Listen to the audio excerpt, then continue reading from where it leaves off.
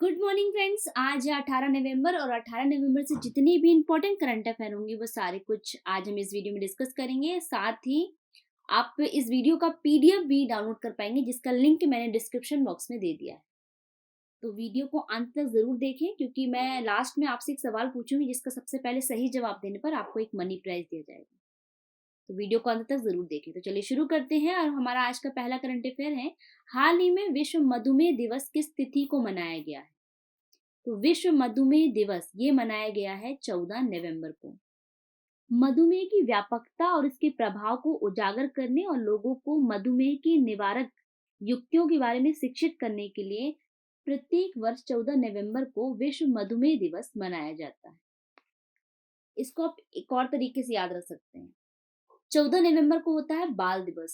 बाल यानी कि बच्चे। बच्चे क्या खाते हैं? चॉकलेट्स। और चॉकलेट्स खाने से क्या हो जाता है? शुगर हो जाती है मीठा खाने से। तो उससे आप याद रख सकते हैं 14 नवंबर को मनाया जाता है विश्व मधुमेह दिवस। अब इस मंथ की कुछ और इम्पोर्टेंट डेज से 1 नवंबर को मनाया जाता है विश्व शाकाहार दिवस और मध्य प्रदेश, छत्तीसगढ़, हरियाणा, कर्नाटक और केरल का स्थापना दिवस। 2 नवंबर को मनाया जाता है पत्रकारों के खिलाफ अपराधों के लिए दंड समाप्त करने हेतु अंतर्राष्ट्रीय दिवस। 3 नवंबर को मनाया जाता है विश्व जेलीफिश दिवस और अंतर्राष्ट्रीय बायोस्फीयर रिजर्व दिवस। 5 नवंबर को मनाया जाता है विश्व सुनामी जागरूकता दिवस। 10 नवंबर को होता है शांति और विकास के लिए विश्व विज्ञान दिवस। 11 नवंबर को मनाया जाता है राष्ट्रीय शिक्षा दिवस। 12 नवंबर को होता है विश्व न्यूमोनिया दिवस और 13 नवंबर को मनाया जाता है विश्व दयालुता दिवस। अगला है, हाल ही में जनजातीय गौरव दिवस किस तिथि को मनाया गया? तो जनजातीय गौरव दिवस ये मनाया गया है 15 नवंबर को। 15 नवंबर को बिरसा मुंडा की जयंती होती है। बिरसा मुंडा हमारे देश के एक महान स्वतंत्रता सेनानी थे और बिरसा मुंडा को भारत में आदिवासी समुदाय द्वारा भगवान के रूप में सम्मानित किया जाता है। इसलिए प्रत्येक वर्ष 15 नवंबर को बहादुर आदिवासी स्वतंत्रता सेनानी को सम्मानित करने हेतु जनजातीय गौरव दिवस मनाया जाता है।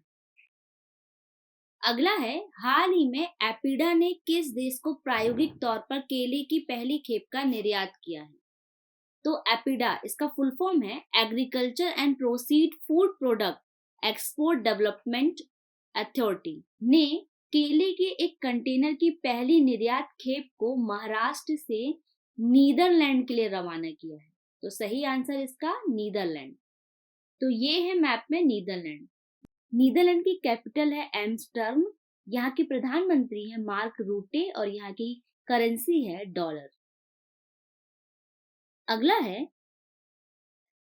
हाल ही में किस राज्य सरकार द्वारा आईएन मोबाइल ऐप लॉन्च किया गया है? तो आईएन मोबाइल ऐप ये लॉन्च किया गया है केरल सरकार द्वारा। केरल सरकार ने सबरीमाला अयप्पा मंदिर में आने वाले भक्तों की सहायता के लिए आईएन मोबाइल ऐप लॉन्च किया है। तो सही आंसर इसका केरल। ये है मैप में केरल। केरल की राजधानी है तिरुवनंतपुरम।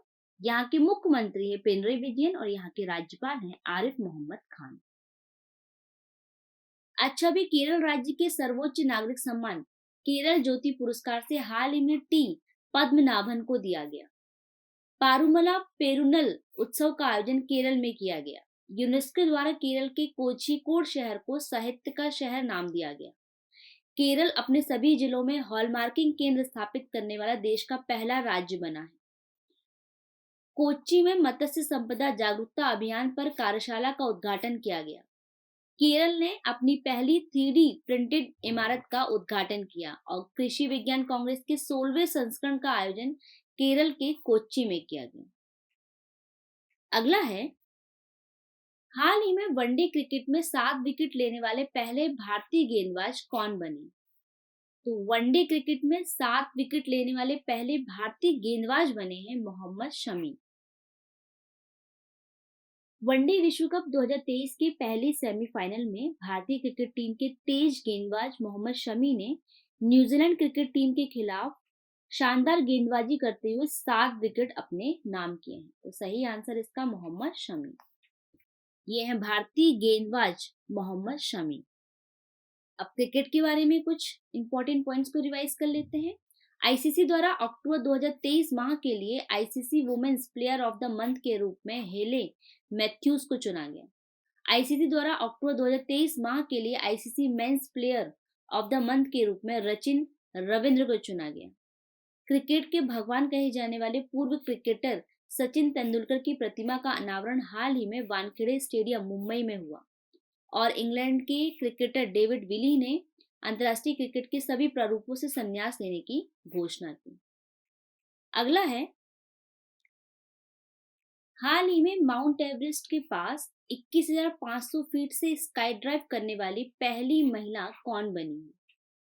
तो माउंट एवरेस्ट के पास 21,500 फीट से स्काई ड्राइव करने वाली पहली महिला बनी है शीतल महाजन। ये है शीतल महाजन। अगला है, हाल ही में भारत किस देश से इग्ला एस एंटी एयरक्राफ्ट मिसाइलें खरीद रहा है? तो Igla S anti aircraft missile ये खरीद रहा है भारत रूस से।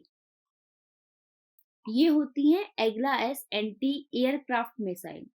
इस मिसाइल की खासियत ये है कि इसे हाथ से दागकर दुश्मन के विमान को तबाह किया जा सकता है और इस मिसाइल का उपयोग दुश्मन के विमानों और हेलीकॉप्टरों को मार गिराने के लिए किया जाता है।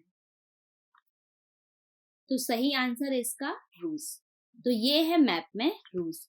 रूस की राजधानी है मॉस्को। यहाँ के प्रेसिडेंट हैं व्लादिमीर पुतिन। यहाँ के प्राइम मिनिस्टर हैं मिखाइल मिशुस्टिन और यहाँ की करेंसी है रूबल। अच्छा, अभी हाल ही में रूस 2024 में अपनी रक्षा खर्च को 70% तक बढ़ाएगा और रूस ने परमाणु ऊर्जा वाली महाशक्तिशाली मिसाइल 7 बनाई। अगला है, 9वां भारत अंतर्राष्ट्रीय विज्ञान महोत्सव IISF कहाँ आयोजित किया जाएगा? तो भारत अंतर्राष्ट्रीय विज्ञान महोत्सव 2023 का 9वां संस्करण ये आयोजित किया जाएगा 17 से 20 जनवरी 2024 तक हरियाणा के फरीदाबाद में। सही आंसर इसका हरियाणा। तो ये है मैप में हरियाणा। हरियाणा की राजधानी है चंडीगढ़। यहाँ के मुख्यमंत्री हैं मनोहर लाल और यहाँ के राज्यपाल हैं बंडारू दत्तात्रेय।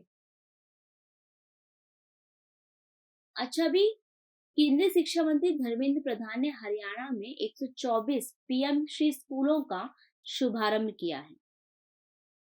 अगला है, हाल ही में किस कंपनी ने शिपिंग लागत को कम करने और उत्सर्जन में कटौती करने के लिए दुनिया के पहले ship to ship LNG transfer को सफलतापूर्वक निष्पादन किया है?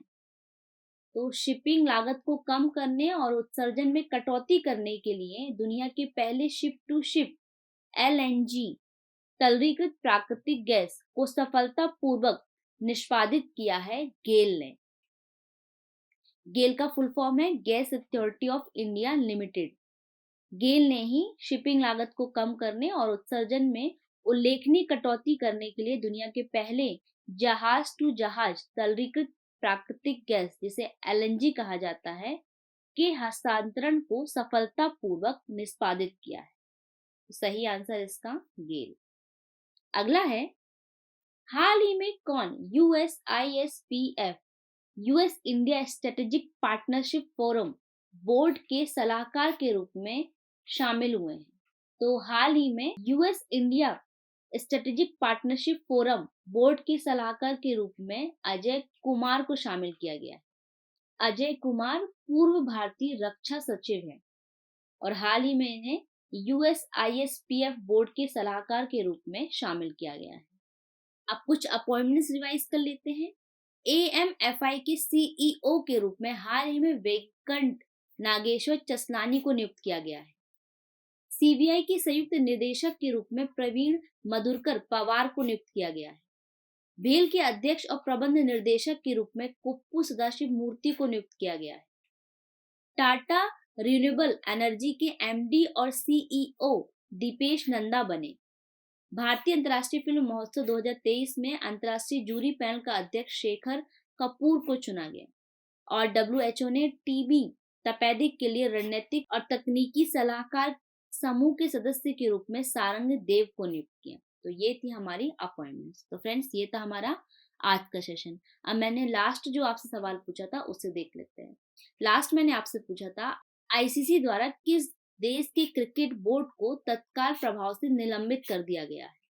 आईसीसी के द्वारा श्रीलंका क्रिकेट बोर्ड को तत्काल प्रभाव से निलंबित कर दिया गया। सही आंसर इसका श्रीलंका। अब आज का सवाल है हाल ही में किस पूर्व क्रिकेटर की बायोपिक 800 रिलीज हुई है? इसके ऑप्शन है सचिन तेंदुलकर की, रिकी पॉन्टिंग की या मुथैया मुरलीधरन की या इनमें से कोई नहीं। इस सवाल का जवाब आप मुझे कमेंट सेक्शन में कमेंट करके बताएंगे और जो भी इस सवाल का सबसे पहले सही जवाब देगा उसे एक मनी प्राइज दिया जाएगा। तो प्लीज इस सवाल का आंसर जरूर कमेंट करें और जितना कुछ भी आपको इसके बारे में पता है वो सारा कुछ आप उस कमेंट में मेंशन करें। तो गाइस आज के लिए बस इतना ही। अगर ये वीडियो आपको पसंद आता है, आपके लिए हेल्पफुल है, तो प्लीज इसे लाइक कीजिए, शेयर कीजिए और अगर आप नए हैं तो चैनल को सब्सक्राइब कीजिए, साथ ही बेल आइकन को प्रेस कीजिए। Thank you for watching. Bye bye.